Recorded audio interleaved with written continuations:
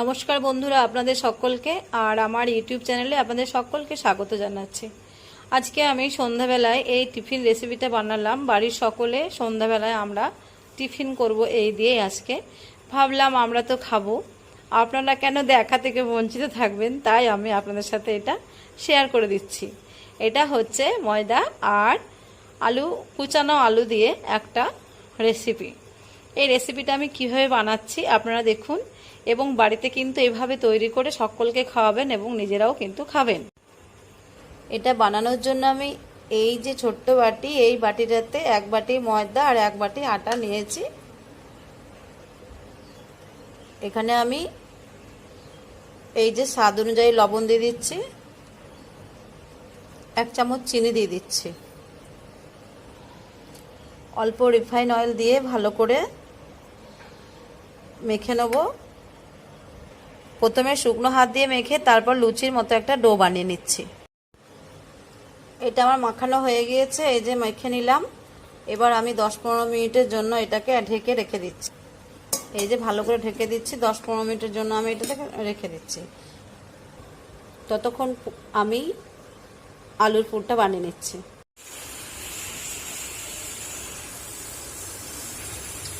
এই যে গরম হয়ে গেছে কড়াইয়ে 2 চামচ মাত্র সর্ষে তেল দিলাম। তেল আমার গরম হয়ে গিয়েছে। এই তেলের মধ্যে আমি জিরে আর শুকনো লঙ্কা দিয়ে দিচ্ছি।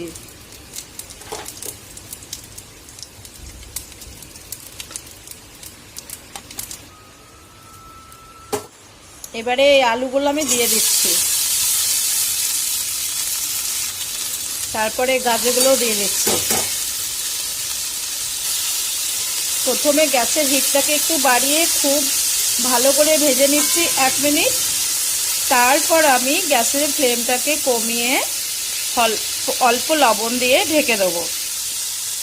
1 মিনিট আমার ভাজা হয়ে গেল গ্যাসের ফ্লেমটা বাড়িয়ে। এবার আমি এই যে লবণ দিলাম, লবণ দেওয়ার পর আঁচটাকে কমিয়ে দিয়ে এবার আমি একটা থালা ঢাকা দিয়ে দিচ্ছি।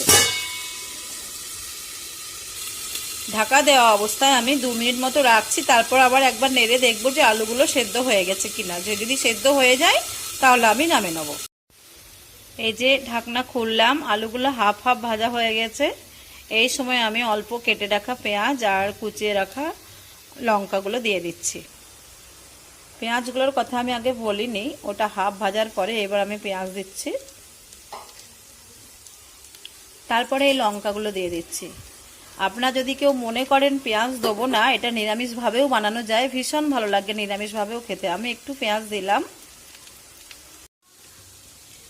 আমি এর মধ্যে একটু হলুদ দিয়ে দিচ্ছি।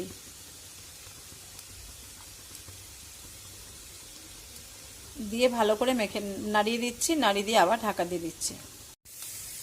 এগুলো আমার প্রায় সেদ্ধ হয়ে গেল। এবার আমি এখানে অল্পখানি গরম জল দিয়ে এটা একটু ভালো করে মাখা মাখা মতো করে নেব। আলুর পুরটা আমার পুরোপুরি রেডি হয়ে গিয়েছে। এই যে আমি কড়াই থেকে নামিয়ে একটা পাত্রে রেখে নিলাম।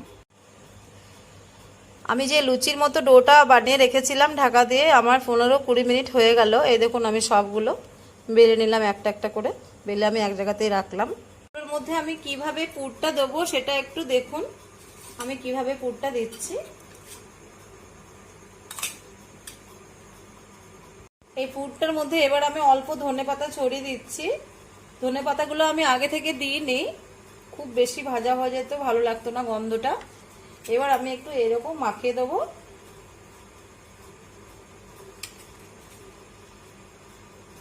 এবার আমি এই পুরগুলো এখানে রেডি করছি।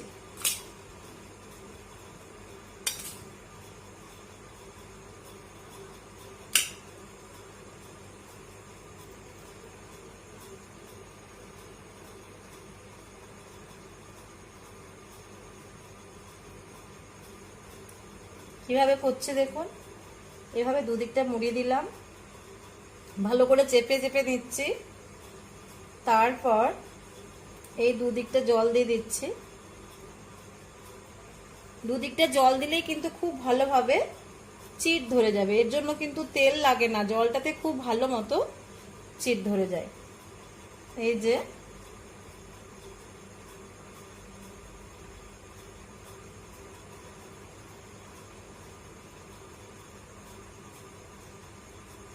এই দেখুন এইভাবে আমি সবগুলো রেডি করে নিচ্ছি। এই যে আমার এখানে 6টা মতো হয়েছে, রেডি হয়ে গেছে। তাওয়া বসিয়ে দিয়েছি, এই তাওয়ার মধ্যে তাওয়াটা গরম করতেও বসিয়ে দিয়েছি, গরম হয়ে গিয়েছে। এবার আমি আস্তে আস্তে দিয়ে দিচ্ছি। এই যে আমি দুটো দিলাম, এগুলো প্রথমে কিন্তু শুকনো তাওয়াতেই ভেজে নেবো। আমি প্রথমে কোনো রকম তেল ইউজ করছি না, এগুলো যখনই আমার বেশ ভালো মতো দু পিঠটা ভাজা হয়ে যাবে তারপরে আমি তেল দেবো।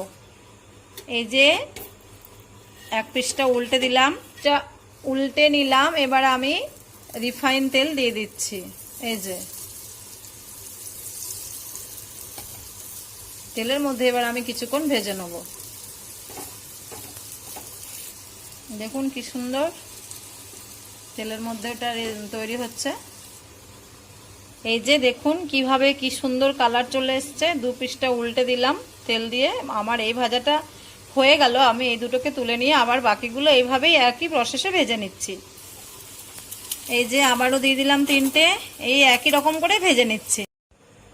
সবগুলোই আমি ভেজে নিলাম, ভাজার পরে এই পাত্রে রেডি করলাম। এবার দেখুন দেখতে কি সুন্দর লাগছে, আমার তো খুব ভালো লাগছে। আমি এমনিতেই তেলে ভাজা ভালোবাসি, তার মধ্যে পরোটা লুচি এসব তো বেশি ভালোবাসি। যাই হোক, আমি এটা আপনাদেরকে কেটে একটা দেখাচ্ছি যে কেমন লাগছে।